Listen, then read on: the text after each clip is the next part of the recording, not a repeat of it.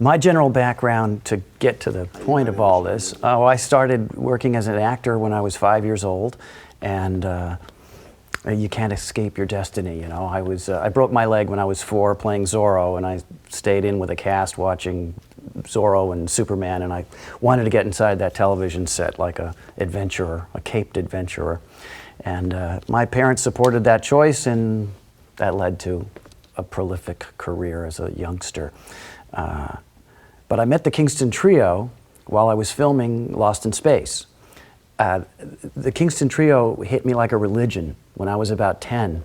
A friend of mine, he had turned me on to the trio because his neighbor was giving away a bunch of records, and the first Kingston Trio album was in that bunch of records that we got.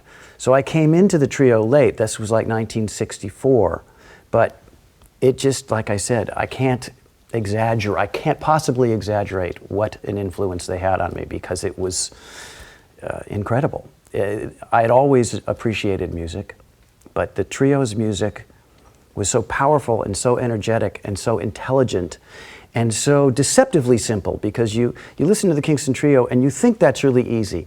You think it's 3-chord stuff, but their arrangements were so precise and so intelligently arranged, and those harmony parts were so intricately stacked. And as performers, the 4 of those guys were so unique.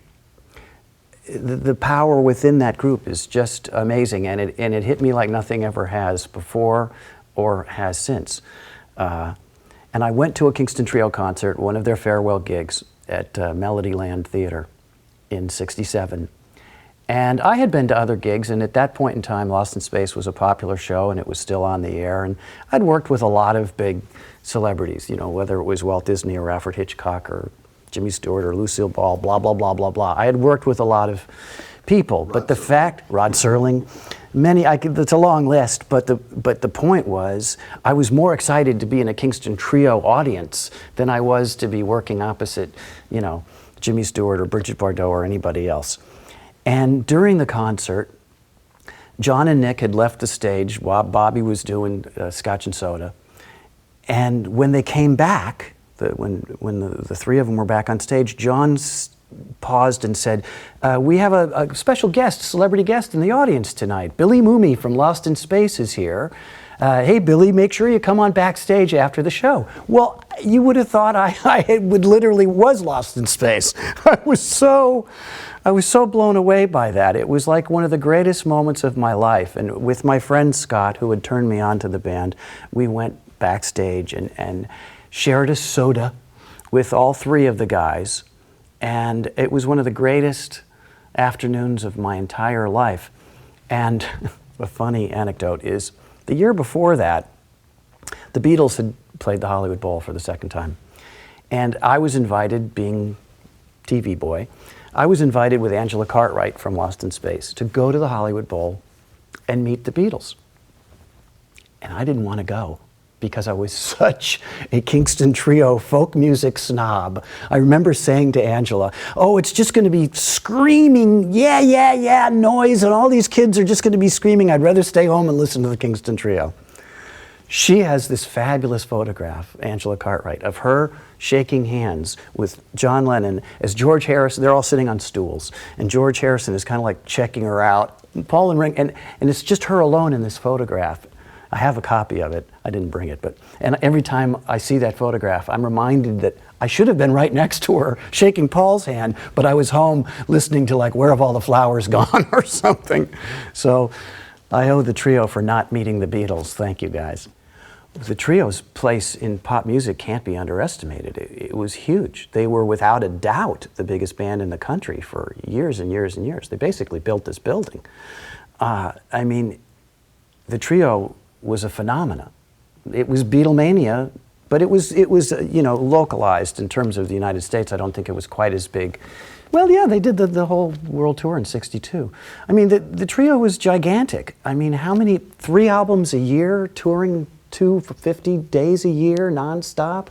These were guys with, you know, wives and kids, and the amount of work that went into that, unbelievable. The energy that those guys had to expend to release that amount of work is phenomenal to think about, because no one could do that today. No one could even come close to gigging 200 days a year and making 3 albums a year. And you look at the energy that comprised the band. They're so different, but what a magical gathering of energy. Bob Shane has got one of the best voices that any human being could ever ask to have. But he's also probably the best rhythm guitar player that anyone's ever seen. That guy's got more strums. I've been recording a lot of Kingston Trio songs in my home studio just for the fun of it. You listen to the speed in which Bob Shane was playing those rhythms and keeping them steady as a rock. These things weren't cut to auto-tune and click tracks. These were just 3 guys playing with a great bass player, you know. I mean, the talent is amazing in terms of Bob as a musician. Nick, like a Graham Nash and a Phil Everly. What a great natural ear for those harmony parts. And one of the things that you can always tell about the trios, you know, in those last choruses, he really took those songs to a higher level because he'd jump up to that higher octave, so that they always had a great dynamics in those records. And Dave Guard, I think, was brilliant in terms of saying, no, you know, this is your part vocally, and this is your part. And I'm sure Nick and Bob would have found them naturally, but you listen to those arrangements, and they're deceptively simple. They're very complex within a 3-chord kind of thing. They're brilliant arrangements, and Dave is certainly to be given credit for that. And when John came in with his songwriting ability, and he really brought a sense of rock and roll to that band. I think if you look at the Dave Guard trio, it's more of a world music band. They really, can't really call the original trio folk band. I mean, they were doing African music, they were doing Mexican Spanish music, they were doing political stuff, Mary Minuet, I mean, jazz like Scotch and Soda. A lot of variety. They created world music in a pop arena. I think a little bit of the world music stuff filtered out when Dave left the band. Might have been a little more ambitious to pursue that and go a little more straight folk with John. But John brought so much rock and roll energy to the performances that wasn't quite there before.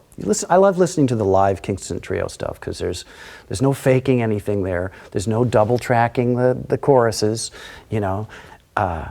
And it's so powerful. It holds up to this day. The Back in Town, the College Concert, Once Upon a Time albums, the Hungry Eye album, and the Newport 59 album. Woo! Unbelievably great. Unbelievably great.